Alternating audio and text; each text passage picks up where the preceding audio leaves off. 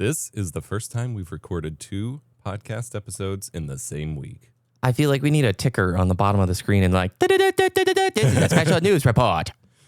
Literally 2 hours after we recorded the last podcast, breaking news. We got a lot of comments on what was only a couple of days ago at the time of recordings, a Dual Comm Podcast episode about the Steam machines, because they were basically the answer to what we spent arguably half the show talking about. And we're going to get into that. But before we begin, this is the Dual Comm Party Chat Podcast. This is a podcast that is branched off of our main Dual Comm podcast, where we talk about games and life and intentionality. And this one we focus mostly on more of your all's comments and the discussion back and forth about these things, sometimes diving into podcasts or into topics more a little deeper than we maybe did in the original episode. Before we begin, we have a couple comments that I want to throw by you, BBK. First and foremost, you got an answer about the bike that M4 Productions picked up. Oh, thank you for reminding me, by the way. I'm pulling up our show doc right here, but I remember reading it and I was very hyped. So the summary is, my video is talking about mountain biking. We had a listener get a bike, which is super sick and makes me incredibly happy. M4 Productions. Man, thank y'all for reading my comment. I didn't realize how long it was. The $1,600 mountain bike I got was the 2020 nuke-proof reactor comp alloy with 29er wheels. That is awesome. Pretty hyped on it. I did crash my second ride, and knocked the handlebars and brakes out of whack and took a large rock to my left gut. Dang. Oh my gosh. Doing fine though. I live in Oregon, so we got amazing forested trails over here. Thanks for introducing me. Dude, that's sick. I've only ridden one spot in Oregon and I'd like to ride more. I've ridden at Syncline out in Washington, but I really want to ride, I think they're called Post Canyon. There's a place called Hood River that has supposedly got some great riding, and Bend, Oregon supposedly has really good riding. So you're in an awesome state for that. What a great bike. I love the aluminum. Thanks for the love. And if anybody is wondering about mountain bike stuff, I've got a few videos on my mountain bike channel talking about that. But man, that just makes my day super happy. Right on. Thanks, dude. You know, I have no insight or foot in the game with mountain biking and whatever, but my wife did recently reacquire her mountain bike that she had as a teenager from her family's garage, and it's probably like a Walmart brand or something. It's Next. It's probably not worth the time and money I put into it, but I spent a couple weeks for her birthday restoring it. I put on new tires, new brakes, new tubes. I cleaned it up because it had 20 years of garage gunk all over it. Got it like a little handlebar pouch and a speedometer thing and a whole bunch of stuff.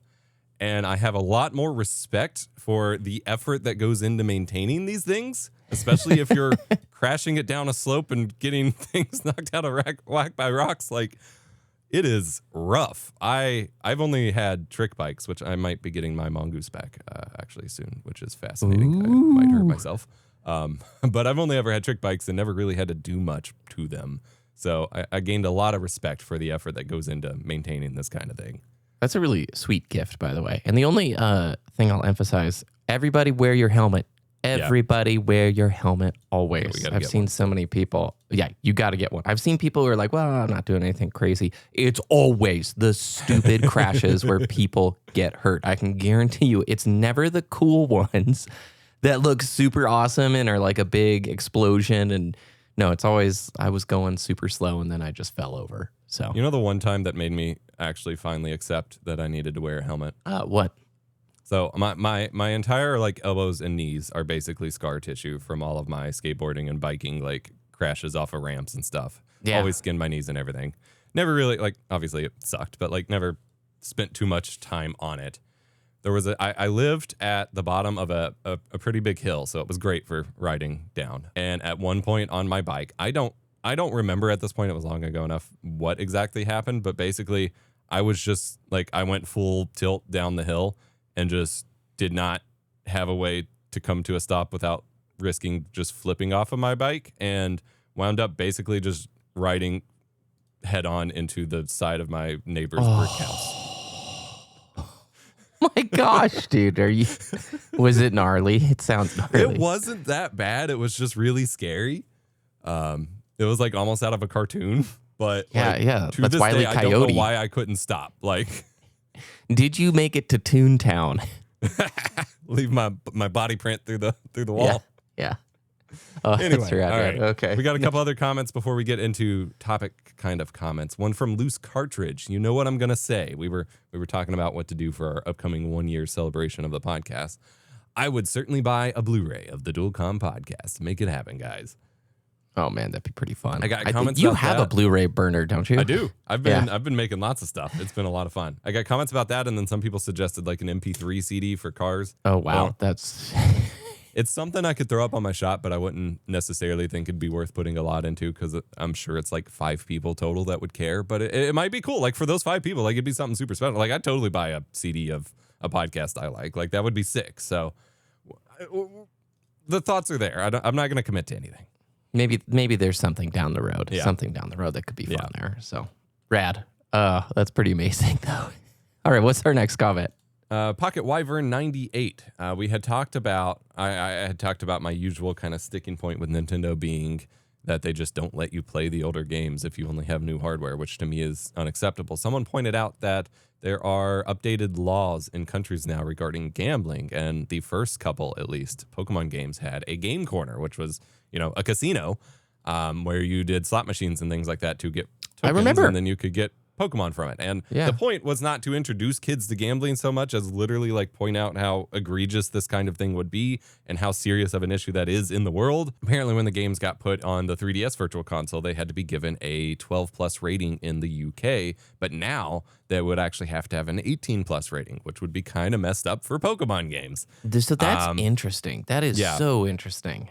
I find it hard, especially since they went for the 12 plus one already and put it on 3DS. I find it hard to believe that they would let that be the thing that stops them. They could also it would suck because it would really compromise the original game. Not in a meaningful way, but you don't want to alter it. But like they could patch it so that it was presented as something else.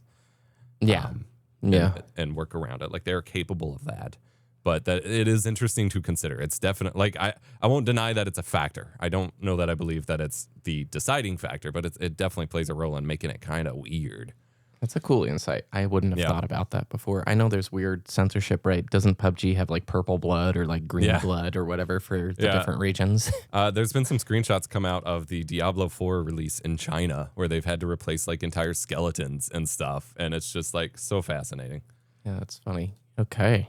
Are we at the Steam machine? I'm excited, dude. So, last in the previous normal Dual Comm episode, we were talking about BBK being more interested in trying out Linux and the process of taking back ownership of your gaming PC because Windows 11 is just getting crazier and crazier. One of the executives actually just announced what will be a new era for Windows, which will specifically make you want Ryzen AI PCs because it's going to become this agentic OS that's entirely AI based or whatever. And so many people are like, okay, nope, I'm out.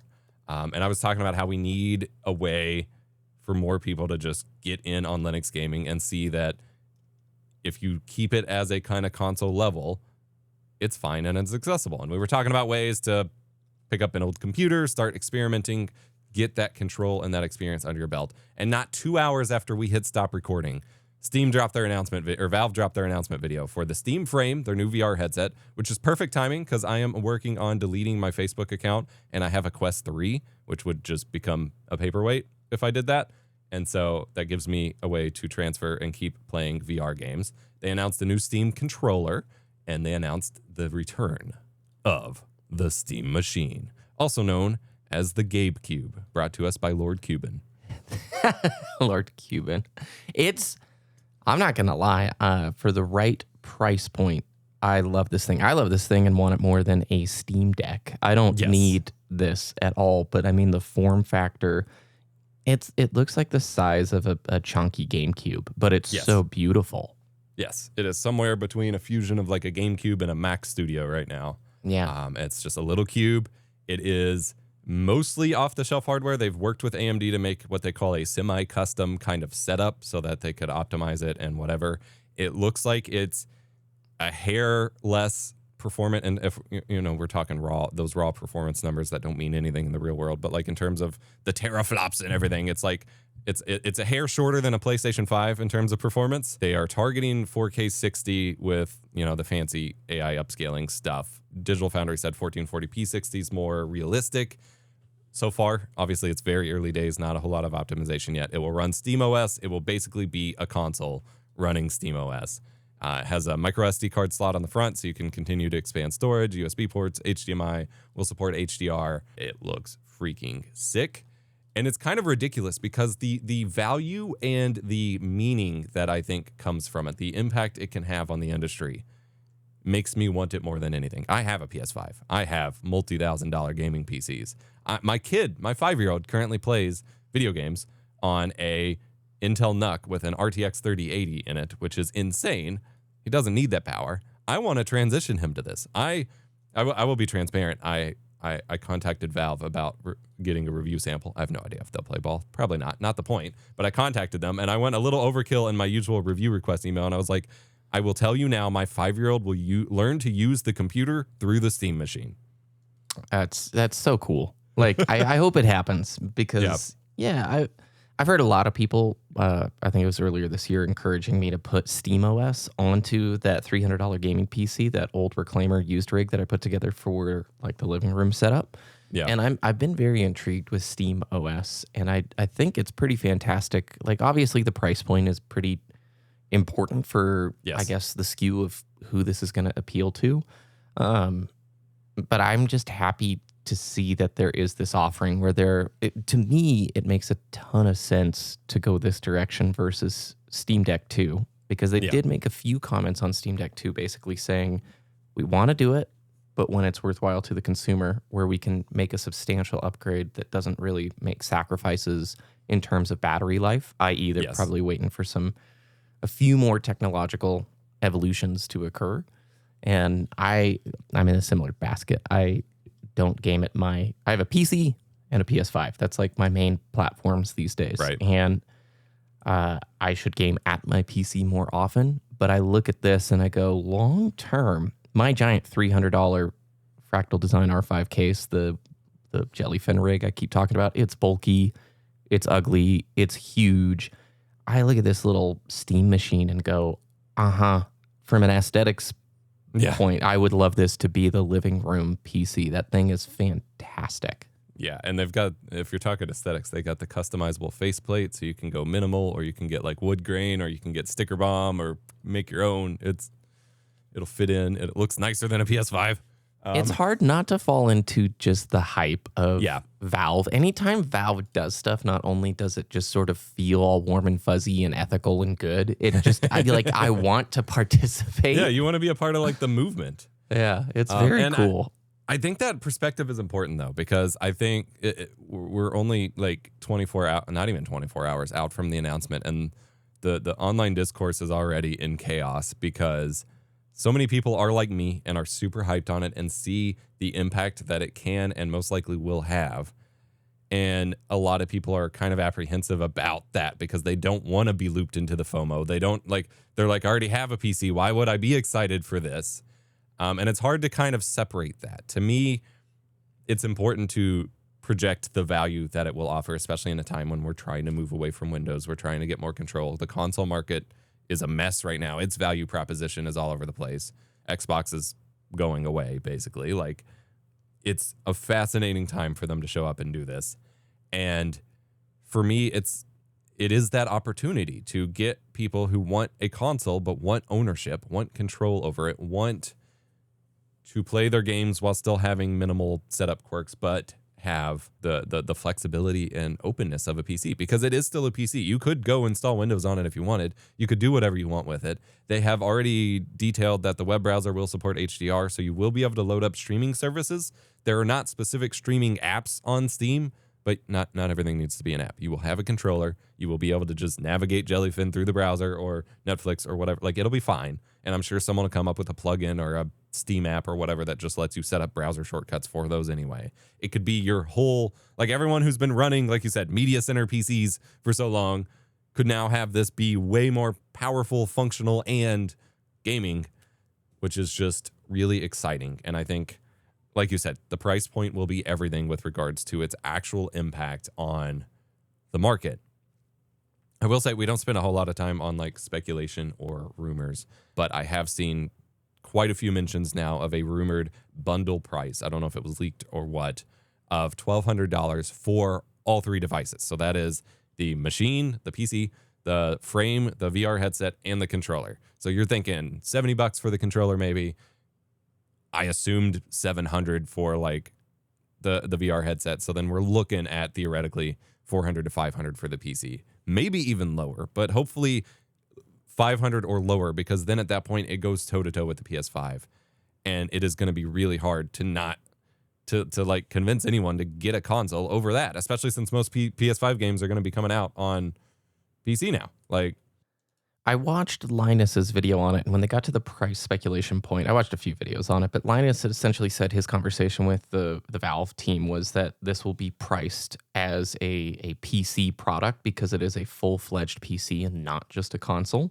And so Linus, I think, was leaning towards maybe a higher price point, like a 700 or something like that. He didn't throw out a number, but he did emphasize that they said, look, this is a full-on PC, not just a console.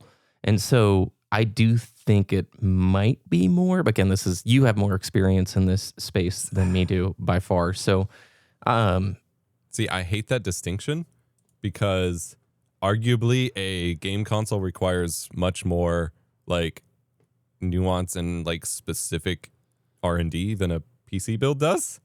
Yeah. So like arguably, especially because it's not fully off the shelf components. Their motherboard is custom.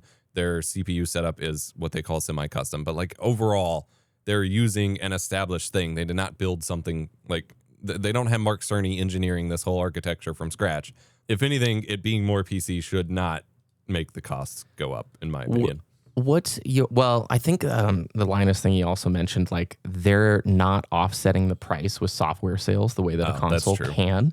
And they were like, well, since this is a PC, what if we have a big enterprise company order like 100,000 of these things and use them for, PC related purposes? We're not going to be able to subsidize with software sales. That's was fair. The point that he gave. But I think it's more fun to talk about what's your ideal price and what's your point of no return for this thing. What's the point where you're like, I don't know if I'd buy it. Ideal price for me would be $400, $450. I mean, ideally, obviously, it'd be way cheaper, but that not realistic. I'd say $400, $450 really compete with that core console market. I'd say if we're stretching, especially given the current tariff economical situation we've talked about with consoles and stuff, I could see it being like $700. I think it's going to be a lot more niche at that point. We saw people were kind of shocked at the Steam Deck original price point, and then it came down a little bit over time, and they had sales and they had a couple different models. Now you can get one as low as $400, and to me that is shocking, less because of the power but because of the custom nature of it. Like, these are much more unique products that they are really going to lose out on if people don't buy them and they just manufacture a bunch of extra. But we see the high end of the Steam Deck originally was $650. I'd say that would probably be the cap for this, for presumably the 2 terabyte model and all of that. Compete with the PS5 Pro in terms of market positioning. I think ideal world, we're talking 500 or less though. Like, I don't think, I think once you hit 500, I think reaching that normie market that this has so much, but and I don't use normie derogatorily. I just mean like the average person that is considering the future console for their house. I think once you hit 500 and then start going any higher, that stops being a valid concern. I say that, and the Switch 2 has been selling like hotcakes. So financially, I'm clueless at this point. I don't understand anyone's budgets at the moment. Like, I do the same thing. I'm like, I'd see some of these like retired RVs driving around they look like rock star buses. Yeah. And I know they're like $1 million. And I'm like, wow, man, you nailed it. Like, I'm over here like, oh, hamburger helper sounds pretty good tonight, Yeah, we were looking at ground beef alternatives to try to save some money, and we like the Beyond Burgers. What is up with beef? Oh my god! But the Beyond Beef is still $10 a pound, so it's not any cheaper. And I'm sitting here like, I am spending so much of my time min-maxing my grocery bills at the moment. That's the best phrase I've ever heard. And people are just like not blinking at a like $500 Switch to an $80 game. So I'm just like, I don't know what to expect anymore. So maybe it won't be a problem. I think when you're a more niche thing trying to garner the attention of people like that, though, it's more of a risk. Whereas Nintendo's not a gamble for people. So I think 450 would be ideal. I know they said a lot about the spec limitations were to keep it affordable, which is what has me hopeful for that, but we'll see. Okay, 2 places I want to go from here. I won't give my line in the sand because I'm just not buying this. I'm going to continue to say if I've got everything I need right now, if I need to PC game more, I should play on my actual PC rig. But if there is a point down the road, I'm holding back against the FOMO, but it's very compelling. Don't get me wrong. And I think I would love to move in this direction. I kind of run experiments where like with Switch 2 this year, I was like, okay, well, I'm just going to play my Switch 1 for a month and see how it goes. And if I love it, then maybe there's more momentum towards the desire of the Switch 2. I fell off. I fell off Switch 1. I ended up back on PlayStation and a little bit of PC. And so if I fall super in love with PC again, maybe I see this.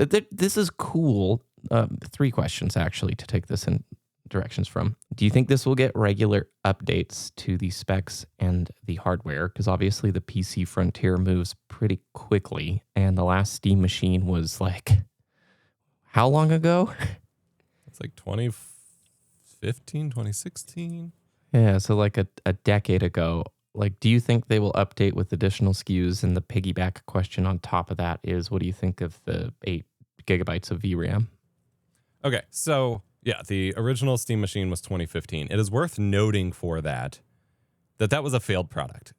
Linux, that was them testing the waters and like trying to make Linux gaming happen, but it wasn't like nothing you could do now could you do. Even 2018, I would argue 2017, 2018 was when we started seeing the potential with like the first iterations of Proton, and it was all super jank, but like we could start doing stuff and it looked impressive. That was 2 years after the first Steam machine came out.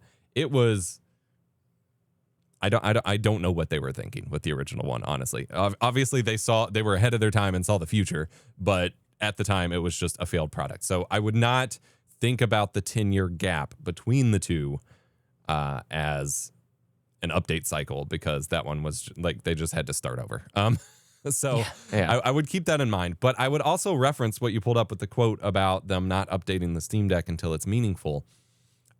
I see them keeping a more console update cycle for it, because yes, PC hardware moves fast. It has slowed down substantially in the last 5 or 8 years. And people have already compared the specs of the new Steam machine to the Steam hardware survey, and it is basically the exact average of everyone's Steam hardware surveys. Like they found exactly the most common hardware, and they said they were targeting that, which is pretty cool. I hope they keep the same philosophy that they have for Steam Deck with the Steam machine. I don't think doing iterative updates with the SKUs will benefit anyone, because it will just make it a PC and will make it really confusing for people trying to figure out what to get. I do see the appeal of offering higher end SKUs. We are at the point where even Apple does this with things in ways that is very confusing to the user. So I see that being possible. I don't want them to get too granular or too iterative with it, because the big thing, we had a question last time about our thoughts on the retro handheld market. My biggest issue is by the time I've decided what I want to buy, there's like 20 new ones coming out with a million different specs, and I can't keep up. And as much as I love tech, one of the things that has burned me out the most in the past 10 years has been, by the time I can really take something seriously, there's 3 new ones. That it's overwhelming. It is too much. I can't do it. Whether it's review units of like microphones, like I've had so many companies send me their USB microphone that they've sounded like committed to, and by the time I started reviewing it, they already had a new one they wanted to send me, and I'm like, are you serious? Did you want anyone to buy this, or is this just like, I don't know. So I hope they keep that similar philosophy of it needs to be meaningful upgrades. It doesn't need to be, oh look, new generation hardware, especially because they're already a generation behind on the graphics card. They're using what's called the codename RDNA 3 from AMD, which is technically a generation behind what AMD's current hardware lineup is, because AMD just hasn't shrunk it down enough to be usable for it. So I think they should be skipping generations and waiting for meaningful change. And I know you asked about the 8 gigabyte of VRAM thing. That's been on a lot of people's mind. And obviously it came up before in a previous party chat with regards to, it's been controversial with NVIDIA. I don't think it's a problem for the kind of device it is. It is meant to be a household game console kind of PC. The performance is going to be limited in other ways.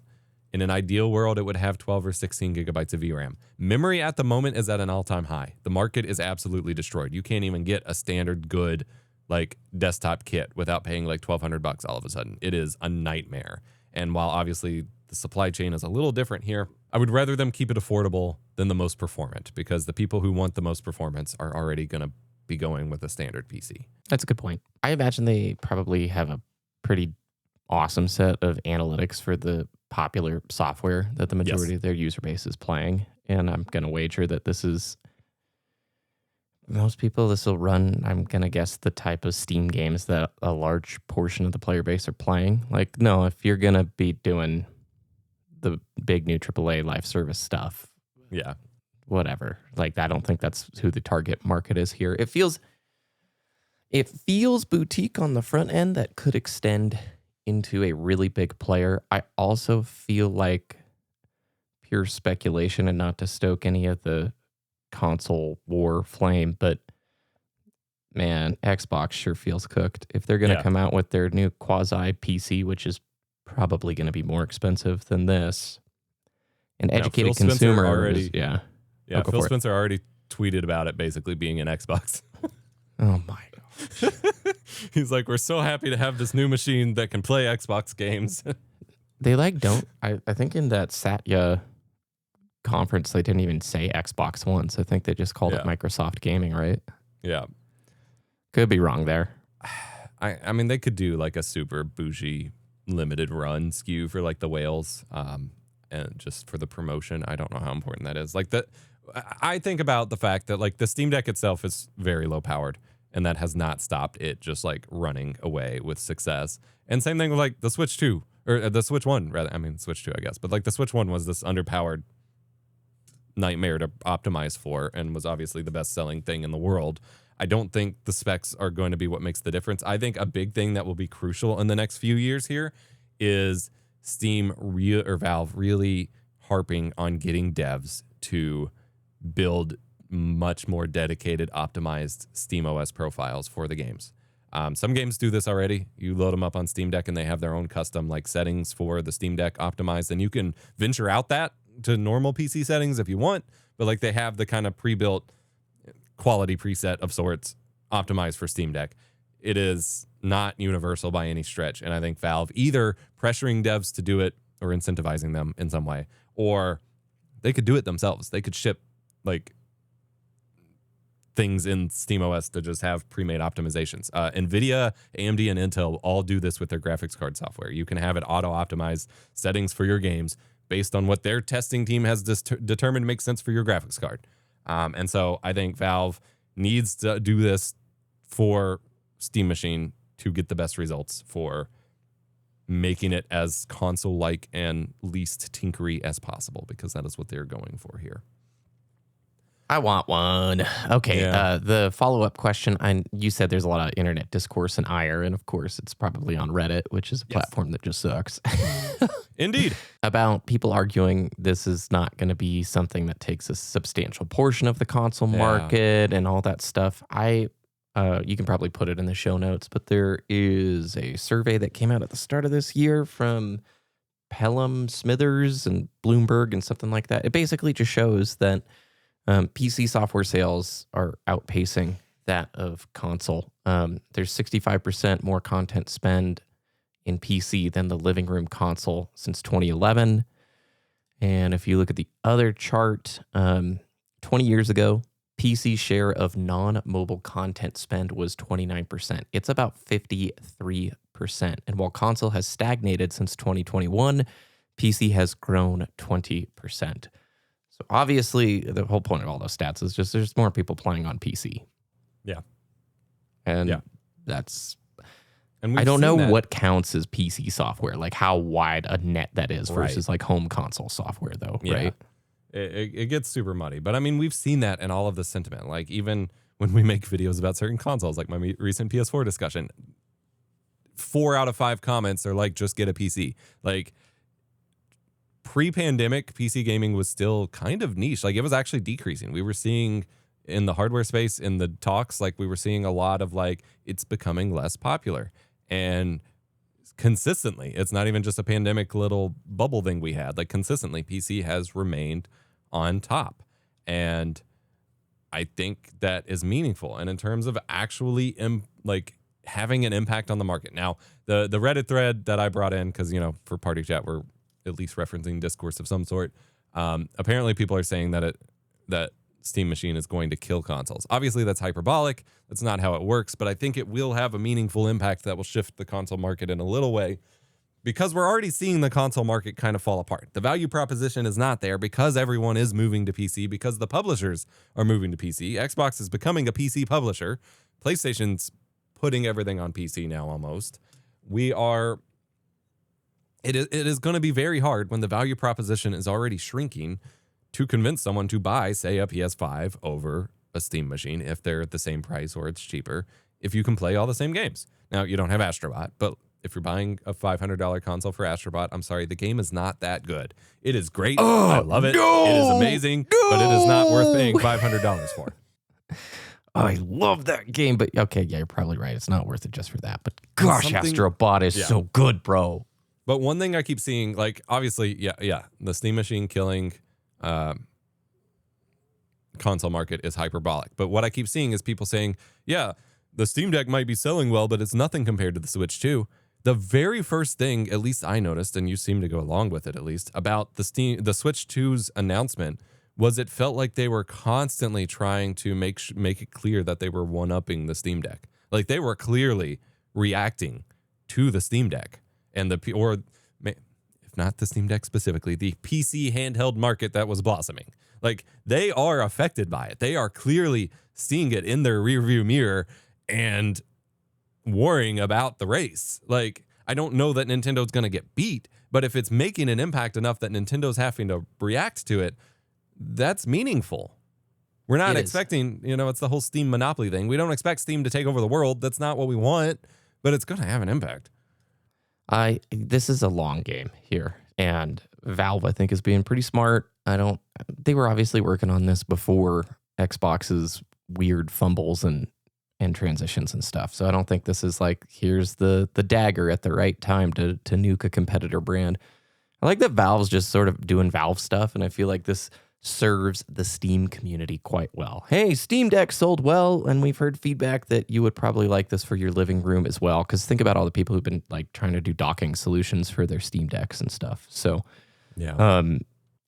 I threw in another link for you to take a look at the top played Steam Deck games in the past year. And I'll read the list just briefly here.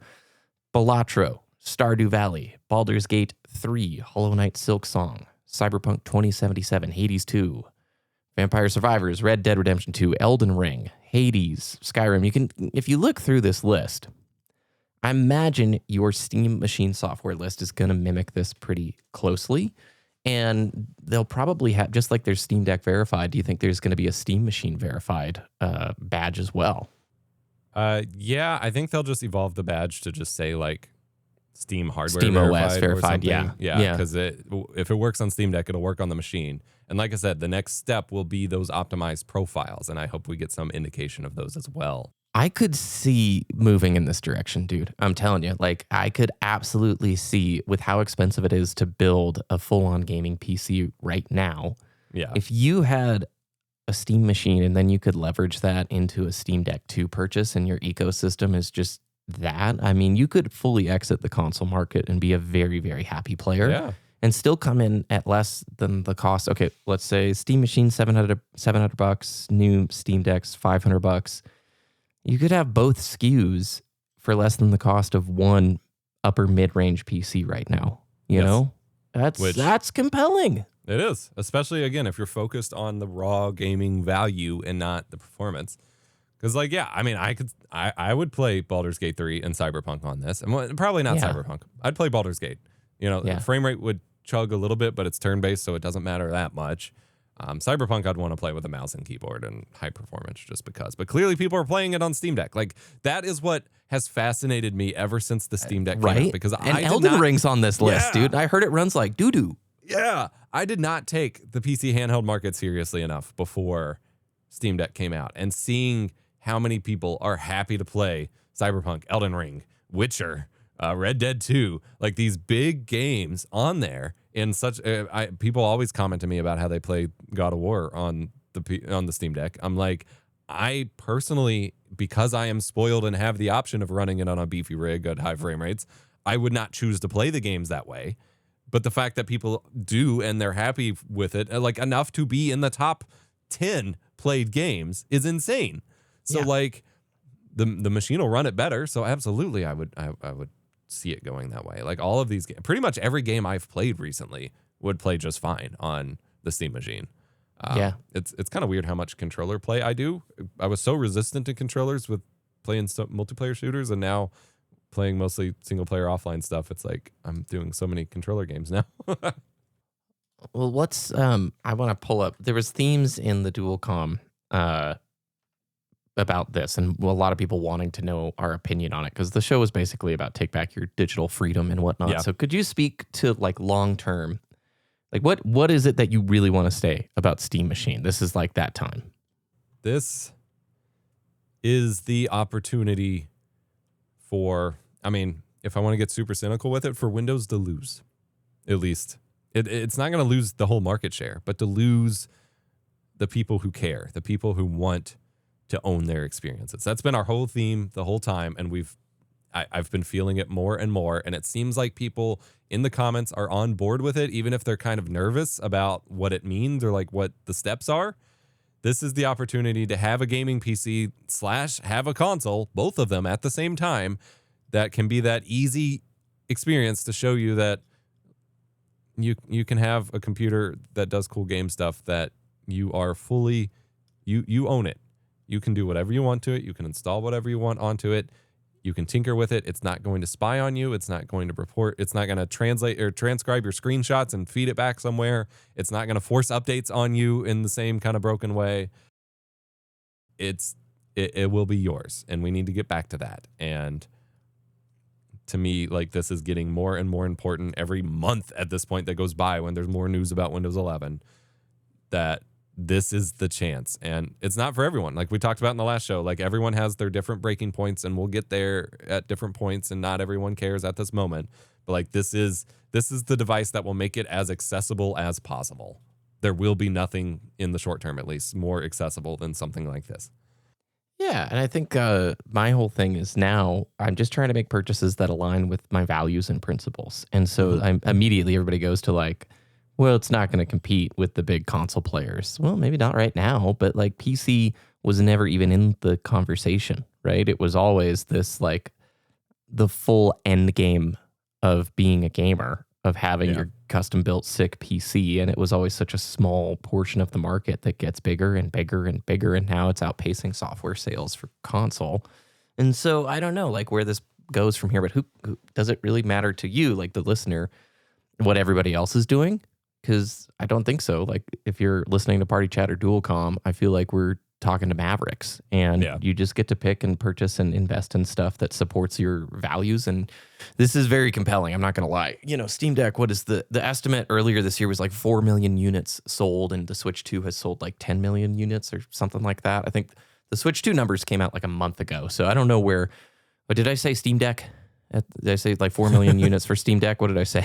Oh gosh, I'm tired, everyone. It's been a long. Anyway, Steam Deck, 4 million units.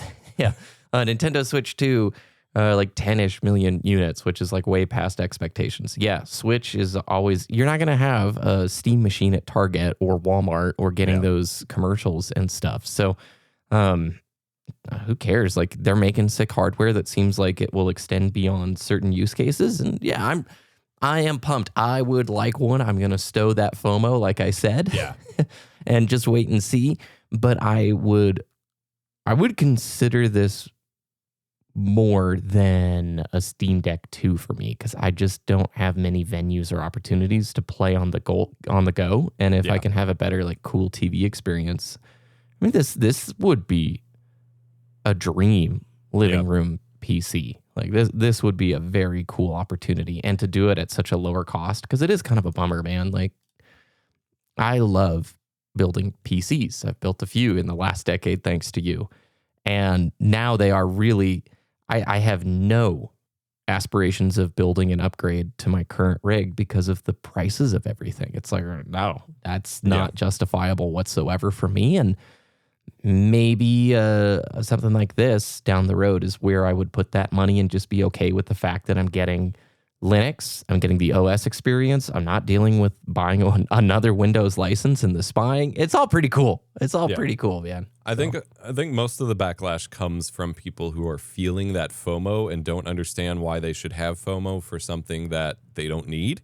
Yeah. And I think that's really good. Like that's one step away from the level of self-awareness that you need. That's you recognize that, okay, I don't need it yet. That's fine. But it's not, they're not trying to sell it to you with the RTX 5090 and the $1,400 gaming PC. You're not the target right now. It's for the people who don't have that yet, who need something. And I think that I think there's a lot to be said about that. And I think it's just great that we can, in the constant talk about the dystopia we live in with tech at the moment, to have options come out that are not in that negative direction. It's just amazing. Like I get nervous hyping up Valve so much because I just feel like they're, every company is one step away from being the bad guy. But at the moment, it's very exciting.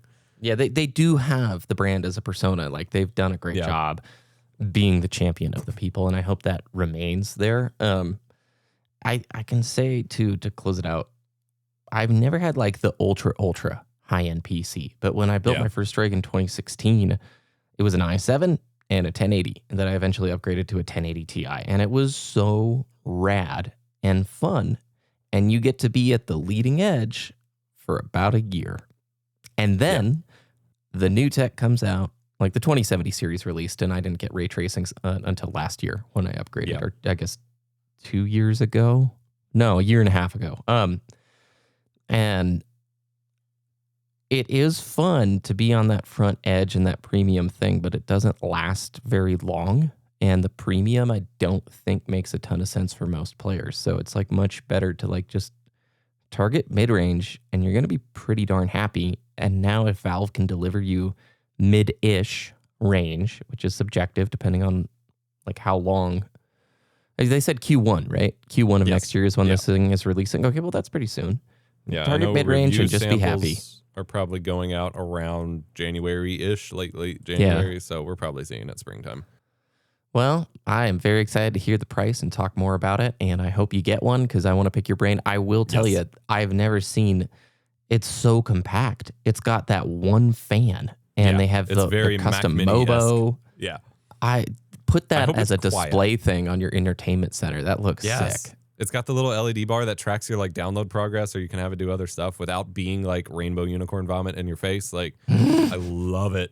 And I want to clarify real quick, since we're talking about it. Whenever I talk about like, because I will say right now, regardless of whether Valve sends me a review unit or not, I will be purchasing one of these to cover. I want to share this because I am the other side of the coin. BBK is the working adult that needs to be responsible about these things. This is my job. Like, covering these things is my job. And so when I'm buying things, it's not always in the context of a responsible decision for someone who needs or doesn't need a thing. It is because I am covering it for my work here. So I do want to clarify that, because we get some comments sometimes where they're just like, okay, but why are you saying you're not going to buy things and then you buy this when you clearly didn't need it? It's like, because my job is making the videos on it. It is my business buying this, and I just get to benefit from having it.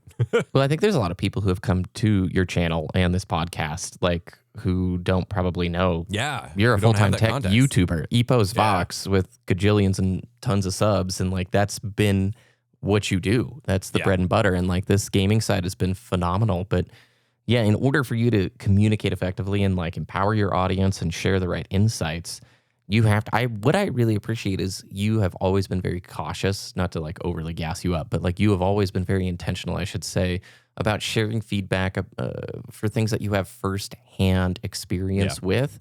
Rarely will you ever give a take that echoes what a community has said just because you've read it online. You've always been really principled in that way, and I've tried to like emulate or learn from that, because plenty of times I'll see like a deluge of articles and then start to parrot and echo it without even like interacting with the thing itself.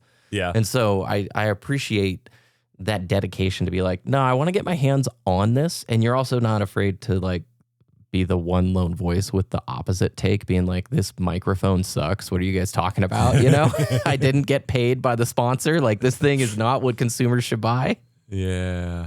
Thank you. I think through especially a lot of our conversations about like intentionality and spending more time with yourself than discourse, it's been a lot easier to separate from that stuff. And once you do, you start to realize that a lot of people getting really mad, like with the Steam Machine, getting really worked up over something within 24 hours of its announcement, months away from its actual release, just isn't informed or helpful. Like, it's all speculation, and it's all this is just how people are spending their time, not actually using things. And it makes it a lot easier to just like stop getting involved. Yeah. Reddit culture and most of the way the internet is siloed these days. Yeah. I would wager that it's most of the people who are happy and enjoying the hobby aren't sitting on Reddit making threads and they're not sitting there arguing about it. So, and it creates this weird bias because you go to look into a hobby and then you see that only the people who are arguing about it, and it gets really confusing. And I don't know what the solution is for that, but I want to fix it. What do you say after the break? We talk about friends and FOMO with a few comments that go together, and then we'll talk about bad and old games and perspectives on what they are.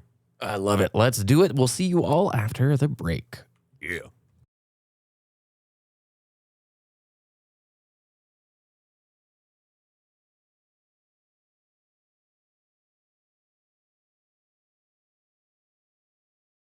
Welcome back to the party chat. Whoop, whoop. It's the party and the chat. We're going to do our best to focus just on comments for the second half here and not talk about the Steam Machine as much as I keep seeing new things that make me think about it again and again. Yeah. We got back-to-back Carlos P3039 comments that I think kind of go together with a similar theme here. The first one, amazing pod, guys. Thoughts on Battlefield 6, given your shift away from multiplayer gaming? They've done well to promote their new game and listen to gamers, but is it enough to bring you back? And then the second comment was, great pod as always, gents. These were on separate episodes. For party chat, notice you answered my question on Battlefield 6. So they had left the comment, and then like the episode came out the next day, and we had basically kind of already addressed it. But he said, follow up on that. How are you dealing with FOMO that comes from not playing a new game like that? I'll find that there are times my mates want to jump on, and I just don't have it in me. I'd rather play Cyberpunk, but I don't want to miss out on time with them either, and they often get annoyed when I bail. Ooh, these are both really good. Let's hit the first one about Battlefield 6, then the second one, because the second one I have a ton more thoughts on. Yeah. I'm cool. I'm not that interested. I'm really happy to see that the player numbers on Steam charts look fantastic. It was like 311K average concurrence last month, and like over the last 30 days, it's pretty dang close. So that's a slow attrition. Like these all look like solid numbers, and I've heard nothing but fun stuff. I'm pretty periphery to it, and I don't super care, but I'm happy that overall this seems like it's a pretty good release. This is from somebody who hasn't played it or touched it at all. Yeah. But I have no drive for multiplayer stuff right now, even if it looks rad. I'm so out of that space and uninterested, and it has nothing to do with anything other than personally, I just don't care anymore. Like I'm at a spot where it doesn't matter to me. Yeah, my community manager and my like inner circle Discord group have been playing it like almost every night, and so I have a little bit of the FOMO of like missing out on that. But frankly, I haven't had the time for it. Like I haven't. If I had the game, and that's been my kind of thing, is like I will play it with someone if I somehow end up with a copy, but I'm not paying money for it. Even if I had it, like most of the nights, like I am barely staying up late anymore because my kiddo's getting up super early and sleep's been a problem and whatever. Like life has made it so that I don't really have the window to enjoy it in that way at the moment anyway. It seems great. It seems like what the franchise has needed to stick around. I'm still super nervous about EA's acquisition and all of the behind the scenes with that. So I hope it continues to be successful, and that means that we continue to get cool Battlefield games, and at some point I will maybe play it. But it's easy once we're away from it to really not. That's been the easiest thing. Like once we stepped away, it's so easy to just not go back that it's not even really an afterthought. Like we've thought about it when we talk about it for the show, and then afterwards it's like, all right, moving on. Yeah, I just clicked on Jack Fragg's channel. I love Jack's videos so much, and so maybe I should check out and watch these. But it is funny, like the video 2 days ago, Battlefield 6 has some problems right now, and I'm like, man, I'm happy I'm out of the hamster wheel of like, I don't care anymore. Like Next it's video, always Battlefield 6 is the best game in the world. You have to play Arc Raiders right now, which I've heard Arc Raiders is sick, but I just. You know, the longer I'm away from multiplayer and FPS stuff, when I do like dip my water back in my toe, it will probably be a lot of fun. Maybe. I don't know. But let's talk about the FOMO side of things, where he says that there's plenty of times he just wants to play something like Cyberpunk, and he feels FOMO because he doesn't want to miss out on time with his friends, and they get annoyed when you bail. I want to start with the annoyance part. You got to tell your homies that's not cool. They shouldn't be putting that pressure on. When you're done playing, you're done playing. You don't owe them anything else, dude. Like, that's not cool friendship if they're going to be like, gosh, we lost our squad mate again, so we can go play Cyberpunk. If your heart is like, I got to go do something else, go follow that. I will recognize, and I've said this before, if you're at a time and a place in life where you've got friends you enjoy spending time with, that recharges and refills you and you can play games with them. Yes. Do it. Like, those are special times. As you get older, those stars don't align. Everybody gets more responsibilities, and there is a time and a place in life where you get those opportunities to put community first and spend time with those friends more so, where it's just not going to be as present as you get older, in my opinion. And so lean into it to the degree that it re-energizes and refuels you. But if it's a drag, you know, just pop away guilt-free. Yeah. I'm of two minds. Like, one, like you said, if that's the experience you want right now and you have those friends, then Cyberpunk will be there later. And so you shouldn't feel guilty about diving in on the multiplayer if you want to do that. But at the same time, you shouldn't feel guilty about not doing it. Like, I am at the point now where, like, if a game is just really clicking for you, to me, you should just lean all the way in on it. You should just go all in and enjoy the absolute heck out of it, because that is what makes it the most special. And so, like, I've been playing a game right now. I've had like 3 other games I want to play, and I am still obsessed with like trying to 100% this game because it's just doing it for me that much. And I'm just not letting myself feel the weight of the other games I want to play, because if I stop playing what I'm enjoying to play something I feel obligated to, I'm not going to enjoy it. With regarding to like them getting annoyed, it depends on what you mean by bail. Like, if you're just waiting to the last minute to decide you don't want to play and you want to play Cyberpunk instead, yeah, get better about communicating so they don't think you're going to show up and then you're just like, nah, I'm going to Cyberpunk it, bro. Just make it clear, like, that's just not what you're into right now, and it should be fine. But also, you can work out, like, maybe you still hang out and voice chat with them and still can hang out with them, or you can schedule to do something else. Like, that theoretically doesn't have to be the only engagement you have with them. I know it's super annoying to be in the voice chat with a bunch of people playing a multiplayer game and reacting to it, and you're not in it. Like, that can be annoying, but sometimes it's chill. Yeah. I think that's good. How about the next comment? Chunkarino. I really enjoy these podcasts. If I had a question that could get answered in another video, it would relate to the conversation you had in this video about playing games because your friends are, even if those games aren't fulfilling you. Wow. Epos, you're so good at like pairing these comments, man. It's amazing. As you get older, it is naturally far more difficult to find and maintain engaging social groups. And I've struggled personally with mental health issues stemming from loneliness and disconnection from people. What is the best way to handle a situation where you feel there are nobody you know who aren't rotting away playing the slop battle pass garbage that 80% of the world's gaming population are addicted to at any given time? Ooh, this gets really like personal opinion-y though. Like, and I don't want it to sound preachy because I don't have the answer on this, but I would look for community outside of gaming first, like friends for hobbies and activities that aren't related directly to games.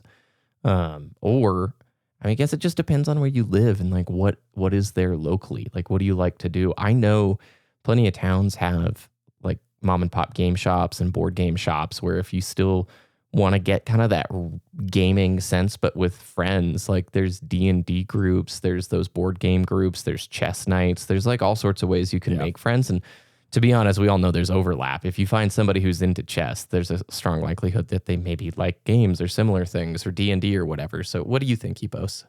Yeah, I agree. I've been surprised at how much the local shops have come up lately. Like I always talk about, for 10 years or so, GameStop kind of killed them all. And now the hobby shops are coming back. All of my local mom and pop video game shops are also hobby shops. So they have tables for D&D nights and whatever.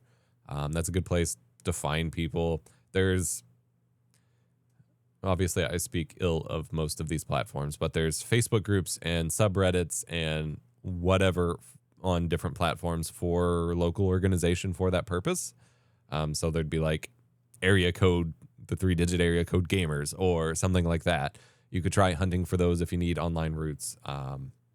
Those kinds of things could help you. It's going to be awkward. Like if you have any ounce of social anxiety or awkwardness, it's going to be awkward to just try to show up and make friends.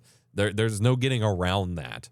But I'd say 9 times out of 10, most people at these things are there because they just love doing this with other people. And so they're going to be pretty welcoming and inviting. And even if you just chat up the people that work at the like little shops, then they can do a lot to help you like kind of fit, like find the group that you'd fit best with or whatever too, probably.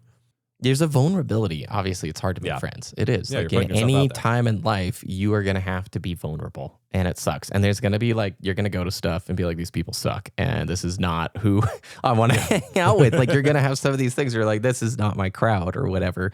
But it's, I mean, think about all through life. There's probably only a handful of like really close friends, and like how you met those friends. Like, it's a lot of times it's just weird chance stuff. Like you and I, Epos, I think back to it. I really don't know how we met, but I remember we were chatting through Steam as I was playing through like Half-Life 2 on a boot camped Mac Pro. I actually hadn't boot camped it at that time, but here we are probably 14 or 15 years later. And I just, you got to put yourself out there. I think friendships online are fantastic. But also, it's really helpful to have people in your community who, like, homies to play games with are great.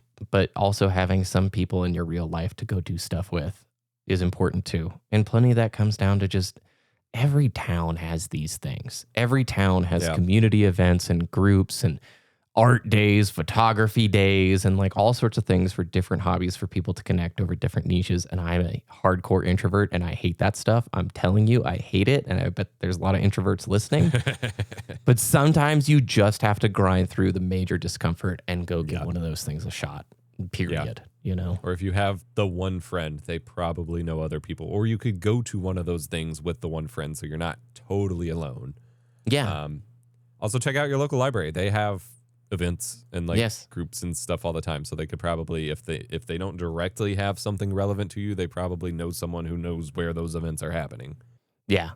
And I guess if you are looking for single player homies, if you have some friends, just start a video game book club. One of our friends, Blizzard Ball, does that with his IRL group of friends where they pick a game name out of a hat and that's what they play, and then they meet up and discuss it. And it really has not a lot to do about the game. It's more about just hanging out with friends, which I think is pretty cool. Yeah, I like that a lot, and I'm always the awkward one to answer these things because I have such a low social battery at this point, and I'm privileged enough to be in a family household, so maybe that plays a role. But like I've always like I have BBK and like a few online friends, and then whatever else like online discourse taps me out of the rest, and so like I embrace the solitude when I have it, because when you don't have it, it just feels invasive to me. So it's harder to really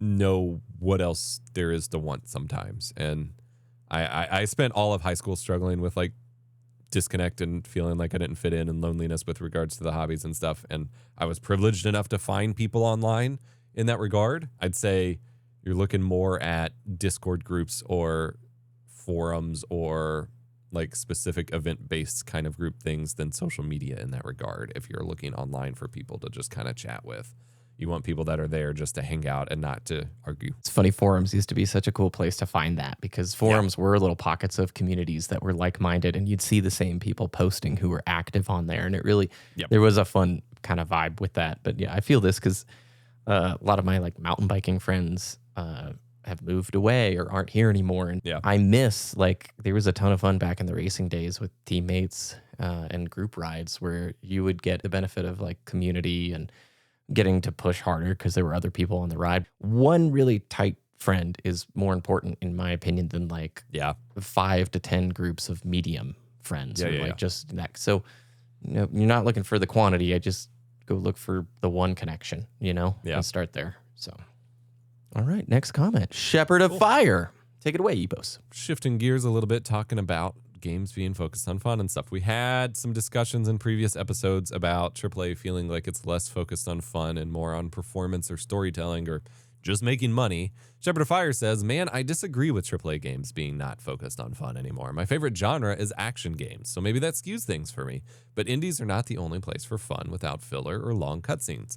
I'm playing through Ninja Gaiden 4 right now and having an absolute blast. It might be my game of the year.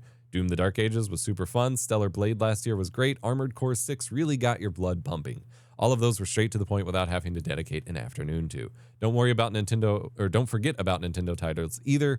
They are always about fun. DK Bonanza was fun too if you're into that. I understand it can feel that AAA is only about 100-hour multi-genre narrative epics if you have been playing through Horizon, God of War, and Ghost of Tsushima back to back. But the fun AAA games are absolutely out there. I agree. Yeah. I super agree. It really comes down to like the positioning going into it. If you're going to pick and play Sony's like mainline front runners, it's going to be like he described at the end of the comment there. They're the big epics. But I even look back on Forbidden West, which I played in like January or February of this year, a lot more positively right now than I did when I beat it, when I was super fatigued of that type of game. But yeah, we're getting a lot of really, really sick games. And think about like the FromSoft era we're living in right now that people probably don't appreciate, where Dark Souls 1 on to now with Elden Ring, they just haven't missed. Every few years, you're getting a bomb FromSoft action game. And if you like it, it's great. There are some people who only play like FromSoft games.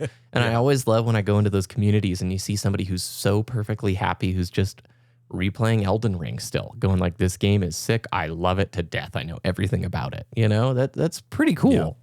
Yeah. I will say, to me, I'm going to drop a little bit of a hot take here. Here we go. It's not really that hot. I think a big part of the issue of perspective here is the modern conflict around exclusives and the lack thereof. It has been really hard to talk about games, especially in the context of a console, without people in the conversations acting like the only games that exist are those exclusives. That's a great point. And I say this having made multiple videos about PlayStation consoles now, and even on my most recent PS4 video, where most of my video was dedicated to, and you have this massive library of all these games that run great on the PS4 and are super cheap to get into, where, they're available on other things, but like this is a great way to play them for cheap and play them well. And so many comments were focused on, well, those games don't count. They're elsewhere. So you only have Bloodborne's the only game on PS4. And I understand that those are obviously the denser and the less important perspectives to consider. But when the conversation feels like it's so swallowed up by that discussion, even as someone who doesn't even play those games very much, it feels often like the AAA space is defined by what we're now calling basically quadruple A games of the big narrative epics. The Last of Us's, the Ghost of Tsushima's, the Horizons, the God of War's, the Spider-Man's.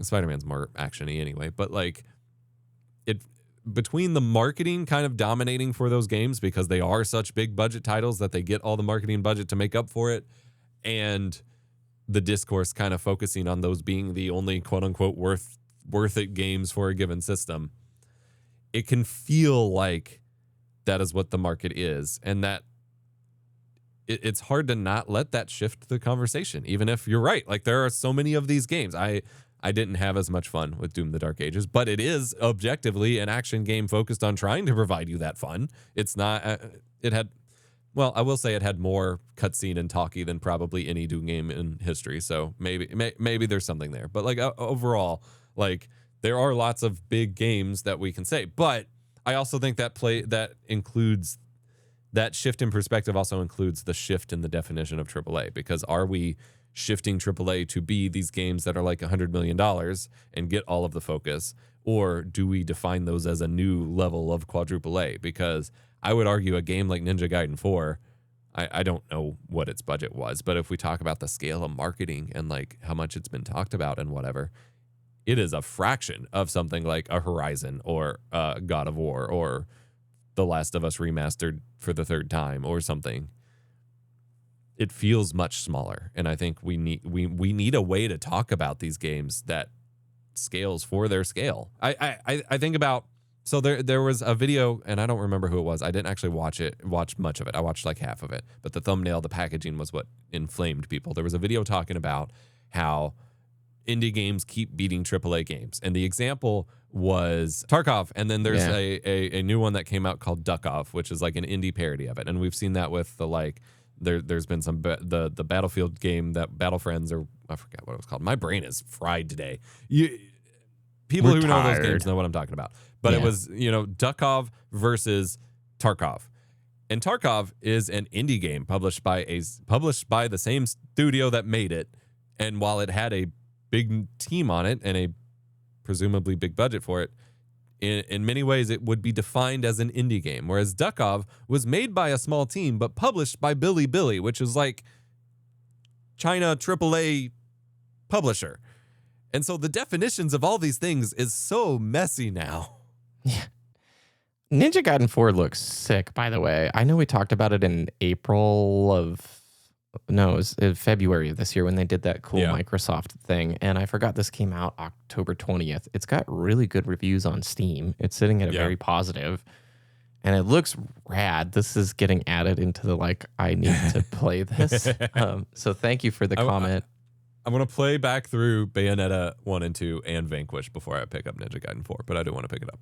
I beat Bayonetta 2 a few months ago, and it was a lot of fun, and it is straight to the point. Like the comment says, it's a video game, and Platinum doesn't miss with game feel. And so I'm pretty interested. I played a little Ninja Gaiden 2 Black this year, and I've always liked the idea of Ninja Gaiden a lot. And then I play and I'm like really bad. I'm not good. That's exactly my history with it. Even and I've always wanted to love it. Yeah. Yeah. But it's like, why are these controls so clunky? Why is it so hard? Never mind. It doesn't look like I'm not a ninja. I'm just a clunk. And they used to have, I think, a competition where you would record your gameplay like VHS style and send it in, and they would have competitions for high scores and stuff, which I thought was cool. But yeah, since Platinum's paired with it, it's pretty great. Next comment, Pocket Wyvern 98. The thing with old systems like the PS2 is that the community has had enough time to curate the library to decide what the good games are. And as the years go on, most people stick to those good games. It has shaped people's perception of the platform, a process that is accelerated by the people most passionate about these systems being the ones to stick with them the most. Look at the Wii, for example. The perception of that system has gone from shoehorned motion controls and shovelware to groundbreaking and deep experiences that utilize unique control methods. Has that perception shifted? Because I still see it as a shoehorn motion control game with shovelware. Even when I look at the games on the shelves, all I see is shovelware. My shifted perception, because I spent a month playing it this year when I was in an absolute the pits this summer of sadness and stuff. I was just like, I wish it was 2006 again and I bought a Wii. I never had a Wii. It's pretty amazing from the standpoint of the Virtual Console is still the best official VC ways to play some of their titles. Ocarina of Time, it's the best version of it, hands down. The Wii U VC has input lag, and Nintendo Switch Online is bleh. The GameCube support is pretty sick, and there is, I would say, 10 to 20 really, really banger titles on that thing. And yeah, I think the perception has shifted on the motion control side. When it first came out, the serious gamers blew it off like me and said that's stupid. And now I look back and there are some pretty nifty and innovative ways to play in games like Galaxy, and the motion controls they added for Metroid Prime are pretty rad. But I do like this idea of time, hindsight is 20/20. And when you've had a long time with the system, you can obviously look back and go wow, the PlayStation 2 was so sick. once it's concluded. And the same thing's happening with the PlayStation 4 as we're reaching the end. People are kind of going like, well, this was a pretty good span of 12 years here. Like, there's a lot of good software on this system, you know? Yeah. There's a quote, and I'm not finding the exact, I don't know who said it. I've only ever seen the paraphrase of it, so I don't even know the exact quote. But basically, whatever the flaws or imperfections I'm going to start over. Whatever the flaws or imperfections in a current technology will become the defining characteristic that triggers nostalgia in the future. And then there's one from Brian Eno, which is maybe the original source of it. Whatever you now find weird, ugly, uncomfortable, and nasty about a new medium will surely become its signature. CD distortion, the jitteriness of digital video, the crap sound of 8-bit, all of those will be cherished and emulated as soon as they can be avoided. And I think that applies especially to like gaming nostalgia, where I mean I talk about CRTs all the time. All of the downsides of CRTs in many ways are considered upsides now. And like we see the wave of analog video nostalgia. Everyone's trying to fake digicams and handycams and whatever. I think the same thing applies to games, where like the motion controls and the weird controllers and whatever were absolutely things that people did not take it seriously before over. And now when you have the flexibility to go back and not have it forced on you and take your time with it, you can learn to appreciate it. And then it's its only standout feature, because when you're looking back, if another system ran the game better with something more traditional, then it wouldn't be standout on the Wii. Only the motion control stuff is standout. And so I think it's really fascinating to consider that. And I agree. That comment specifically came up in the context of people talking about how old consoles had tons of bad games. And we talked about how, back on the PS2, a bad game was basically unplayable because the controls were so impossible to use, versus now it's a little more nuanced what makes a game bad. And that often the conversations ignore those games because we have curated them, you're right, for like 20 years. I also find that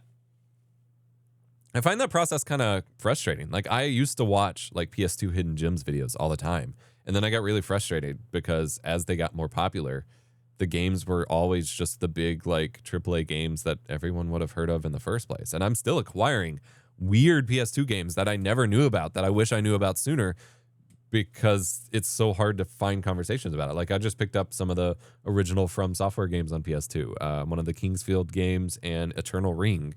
And I've picked up a couple Samurai games, and like I'm trying to find these, but the curation almost works against you after a certain point, because it does just kind of hide so much of the library that you would have wanted to experience. Yeah. It's probably a factor of AI, where there's less people willing to take the risk of putting their own experiences out there, and they just look up on the list like some LLM, give me top 5 games and let's move on. So yeah, that's fair. Next question, I'm gonna jump a little bit. We have Mac Assassin 23 question for Dual Comm Party Chat. What are some comfort games you guys have that you use when you go through tough or stressful times? Work stress has been gravitating me towards Spyro and Sly Cooper for comfort and relaxation, even though I've beaten them numerous times. Love the podcast and appreciate the uploads. Thanks. I thought this was really important to highlight right after great game. You talking about picking up the Wii. Yeah. SSX Yeah. for me. That's super fun. It's a snowboarding game on the PlayStation 2. You cook first, and then I'll think through a few. Okay. I mean, for me, it's another one, like, as much as you've been talking about SSX, like I spent through September and October playing through a bunch of Pokemon Gen 3 stuff, because that is often my comfort game, because there's zero friction. I know the game in and out like the back of my hand. I may not know all the super crazy meta stuff that the YouTubers know, but like enough to play it blindfolded, basically. I have tons of nostalgia for it. It is the ultimate comfort game for me. And then usually something newer that's still low friction. So like right now, I keep talking about, I've put almost 40 hours into Jotunnslayer since the start of October. Yeah. It has been an absolute joy. I am reaching the point where it's feeling less entertaining because I've done everything so many times. I haven't 100% it yet, but I'm trying to. I may be burning out on it finally, but like, it's so low friction while still capturing that kind of easy flow state for me, that those kinds of session games, SSX would probably be one for me if I picked it up. Like that kind of session flow state game is easy comfort game for me. And otherwise, yeah, it's games I played through multiple times. Halo campaigns, Astrobot at this point, lots of games like that. Half-Life 2 is a big one for me. And Yeah, you play through that a lot. I do. I used a lot of footage of it on the channel because I can hop in now that so last year I did a full-on playthrough through the full game and the episodes, and it was a ton of fun. And then I just kept hopping back in and playing certain segments like the airboat segment or the highway segment. That game has super good vibes and gives you enough time to breathe and have some space that if you can set aside a few hours to play it, I do think in hard times it's like a nice kind of reflective game, especially now as we're coming into cozy season, winter season. Like mentally, the hardest months of the year for me are like January, February, and March when it's dark and it's cold and you can't really go outside all that much. And so making sure you're prepared with some good like cozy rituals are great. I think Ocarina of Time is another really good one. Mass Effect 2 for me fills that kind of role. Astrobot's a great one. Undertale, I really love Undertale. Yeah. Trying to think what else, like the stuff, it's probably in my Steam library, something that I've just like opened up and played tons and tons of time. But session games are good. I will say some story games are good. It's sometimes it just doesn't hit. Like after Expedition 33 this year, I didn't really have anything that felt good to play until I want to say I got on the PS5 again and was doing Final Fantasy VII Rebirth, which by the way, I totally wasn't hooked on at all in February or January of this year when I finished Horizon. I was like, no way. I cannot do another big game. I can't.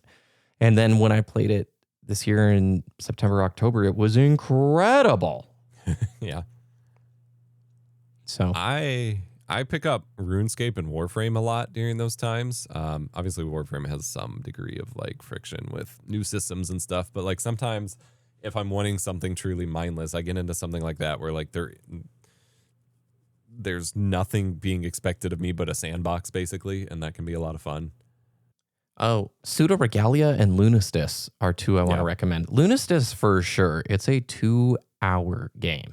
Like it's so much fun. I just actually booted it up. I tried to make an evening in video with it and I watched it back. I'm like, this is not a good game for an evening in because it's all like, wah, wah, wah, wah, bing, bing, wah, wah, wah. It's just too many noises and stuff. Red Dead 2, I know for a lot of people can be that kind of game. So that's a great question. I would extend that question to the rest of the audience, by the way, if they could share what some of their favorite comfort games are. Absolutely. We got Aegis League 4053. Halo CE is my third favorite game of all time. I love the simple, quiet geometry and the colors the same way people fawn over SNES, JRPGs, and PSX platformers. I never had any use for Anniversary because the original aesthetics were so integral to the experience for me, and this new remake is so different it hardly feels like the same game. So that, along with not wanting to buy any Xbox Studio games since the This Is an Xbox campaign started, keeps me from buying. When it was revealed, I went to my Halo friends, as I do every time there's news now, and bemoaned the state of the franchise. What I didn't do was go on Twitter or Reddit and rant about it or attack people in comments. I was able to express my thoughts and feelings privately with people who knew each other. The problem is, so many people don't have these circles. If you have these strong feelings but nowhere to healthily deconstruct them, then social media is an accessible outlet with endless people to talk to about what's racking your brain. But nobody knows each other. There's no consequences for being mean or dismissive like there is with friends. What do you expect will happen when a bunch of people with no healthy emotional outlet all converge on a site with no real threat of consequence? I love this song. That's really good. Yeah. This is all to say, I know that's stupid. It sounds stupidly obvious, but I think people need friends in situations like this. I allow myself to get mad or frustrated at games and games companies. Just trying to roll with the punches and slow things down doesn't work for me. But I've got people who understand my history, my personality, where I'm generally coming from when I say something. And I'm less likely to say something without thinking because I value these relationships. And I think we see such a cavalcade. That is a new word to me, of hate online, not because everyone's trying to be horrible to each other, but because nobody has a better place to talk. Some people are always going to be unbalanced. Some people are going to be jerks, but I really believe a ton of the fighting wouldn't be happening if social media didn't exist and everyone had to go back to talking to their interests with real people. I will say there's a lot of things you and I get like heated about that we balance each other out before we start the show because we gotta like, we want to feel well-rounded about things. Yeah. We don't want to just be like livid and just like raging on the internet about something, especially when we know realistically it's blowing it out of proportion and it's not that serious. context is lost through text. And you can see that if you ever text with a family member who's not like savvy with internet texting, like we've grown up communicating through type and text. And so it's like no big deal. But yeah, people have just lost the ability to talk with each other. I feel this wholeheartedly because I'll see somebody who like loves your YouTube content and then like maybe you make one video that didn't fit the voice in their head that day and then you're dead to them forever and ever. Betrayed them. If I ever say anything that could possibly be incongruent, even if they loved like everything else that I've done, there's one video you make where like, that's a take I don't agree with, you're dead to me forever. And that's just the culture we now live in. Like there's no more ability to listen, hear a differing perspective. You can still disagree with that perspective all you want, but to not write that off forever. I mean, I just think about the popularity of React content. There's so many people who just, they don't even know how to perceive things anymore without their favorite influencer watching the video, pausing it and going, that's funny, or that's stupid. Let me tell you about the, it's, what a comment. I agree. I fully agree. I love that we can disagree about certain things and you can find like that happy medium by just chatting with people. And I thought that was important to highlight. I probably should have moved it closer, but with the person asking about finding like friend groups for these things, because of course, if you have no one else to talk about things with, you're just going to fall into the pit of everyone yelling into the void. And I think I am someone who really struggles with maybe a neurodivergence thing, whatever, but like taking things too much at face value or too literally. Like I expect what people say to be what they mean and not just a expression of what they feel. And so I get it's really hard. Like when I want to go look for conversations about things and I don't have anyone to talk to with it, I am stuck looking at social media or Reddit or whatever. And then when I am presented with this wave of just like people going insane over little things, I'm like, is this what people are like now? Is this what the hobby is like? Oh no, I don't want to be a part of this. I don't want this. Like, and so it is so nice to find your people. And I will bounce things off my wife all the time that she has no horse in the race of, but will still reality check me of if I sound reasonable or logical or if I'm overreacting or whatever, and can still have a critical conversation about it, even if it's not her thing. And so just having people where you're actually responsible for the humanity of it and not just the text makes a huge difference. Yeah, people will say things online they'd never say in face-to-face, and it is this, everybody's outsourced their thinking. Not everybody, but a large majority, everybody's just outsourced it to these corporate platforms, which prioritize attention. So it's like, no wonder all we do is yell, because what gets visibility, if all your downtime is on these platforms and on a screen on your phone or on your desktop or whatever, and the only thing you see at the top of all that is negative, yelling, fights, discourse. It's like the positive water skiing squirrel stories. They're so far gone. They're not at the top of any of these feeds. That's the last thing that happens. So anyway, that's a great comment. I agree. All right, I got two more I want us to wrap up with, and one of them I'm being hilarious about because I did not plan this originally. But the first one, Sandy, do you guys experiment with new genres? This year, I've been getting out of my comfort zone by playing platformers and only Western RPGs over the typical JRPG. It's made me hate platformers even more, but fall in love with CRPGs and dungeon crawlers. Fair. I love that a lot. Yeah. Yeah, this year, the Steam Summer Sale specifically, I bought like the House Flipper simulator game and I bought Jurassic World Evolution. So whatever the Sim City style game genre is called, I tried that and it was fun. And then the simulator cleaning the house thing was also kind of fun. Neither of which were sticky enough to get me into the genre further, but it was really fun and very intentional to buy something completely out of the category that I've ever bought before. And I bought Civ 6 and I haven't booted it up yet, so I need to give that a shot. What about you, Epos? Yeah, I mean, both of us play a pretty wide variety of genres in the first place. We may talk about like shooters or a specific genre a lot, but like we do tend to play a bunch of different stuff. I will say this year I have been exposed to a couple kind of games that I normally wouldn't play. Like a buddy got my wife and I, one of our D&D buddies got us to play a game called Raft. And it's one of those like sandboxy survival kind of games. Like you start out on a piece of wood floating in the ocean, and then you got to collect parts and build it and expand it. And then eventually it evolves into this like background horror narrative of like you find abandoned ships and their logs left behind and stuff like that. Which I never would have even touched like on my own, but by it being this thing we wanted to do together, I played it and I enjoyed it. I don't think I want to keep playing that kind of genre, like in general. Like I will play it with friends, but I'm not going to seek out more of it, like you said with the Sims game. But I absolutely I'm glad I experienced it and got a taste of that, and it was fun for this social engagement. Yeah. And I think weirdly, in kind of like they said with platformers, I think I'm starting to realize that I'm actually I've been in denial this whole time, and I'm actually not that big of a fan of Metroidvanias. Yeah, me neither. I never really evaluated it critically, but I didn't grow up playing Metroid in the first place, and so I've always looked fondly at Super Metroid on the Super Nintendo because it just visually it looks incredible. But as I've tried picking up more and more of these games, because they appeal to me from the aesthetics perspective, and some of them loop in a lot of mechanics I do like there's one I kept talking about for a while called Monster Sanctuary, which was basically like a Pokemon Metroidvania. Like you collected pets and battled them and whatever, but it still had all of the map traversal and backtracking of a Metroidvania. And I hated that. And I'm starting to realize more and more I hate these elements of the games, and it's at least the Metroid side of the Metroidvanias. Yeah. And I recently played a Steam demo for a game called Lady Dracula, which is in they're attempting to coin the genre of Classicvanias before the Metroid influence, where it is still the platforming and the hack and slashing and some of the difficulty, but with less of the map navigating and backtracking and collecting and stuff. And I think I'm more of a just straight up Castlevania fan than a Metroidvania fan. And I had no idea until this year. And the game genre has been so prevalent with the retro aesthetic and appealing to the indie area.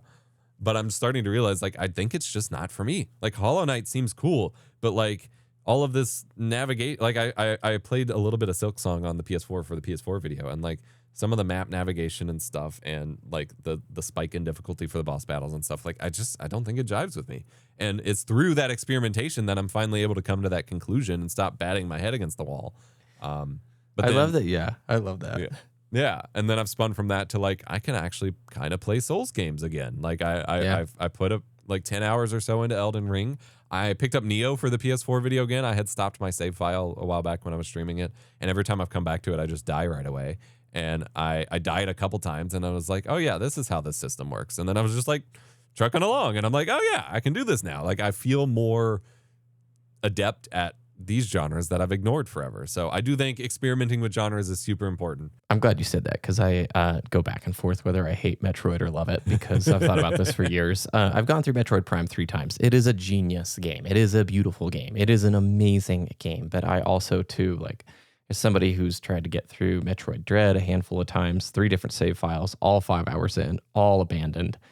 And then Metroid Fusion for the GBA, which is another great, amazing game. And then I put 10 hours into Hollow Knight, and it is a great game too. I don't really like the convention either.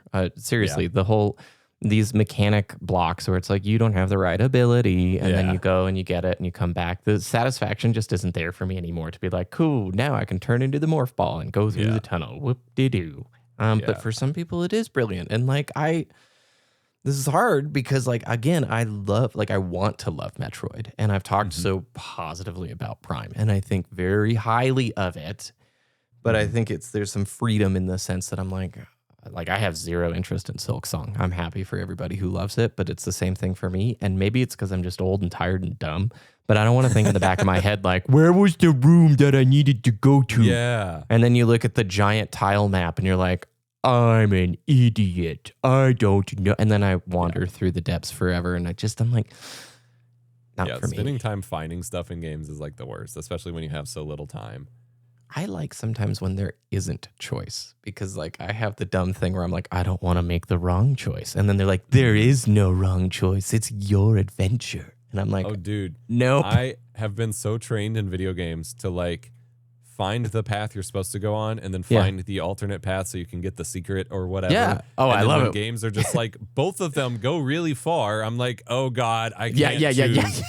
there's dread. You're like, no, I'm going the wrong direction. Like your first Souls playthrough, going down the graveyard towards Nito and being like, uh-oh, man, I'm not good at this game. And then realizing, no, you were not supposed to go down there at all, Dragoon. Not for a long time, bro. Yeah. So I know we got to wrap up. I got one comment I want to highlight just because of the hilarity of the fact. So I put together the comments for this episode like 2 or 3 weeks ago. And at the time I had screenshotted this comment. It was already 2 weeks old. It's from Muscled RMH, who basically says they've been an Xbox gamer for 15 years. They love the Series X console, but they are bummed that console is no longer a priority for Xbox. They have Game Pass Ultimate until February 2028. So it's basically a steal for them to keep playing the Xbox games and, you know, the yearly COD release and whatever. But all of the negativity around them makes them wonder if they should have gone PlayStation instead of renewing Game Pass.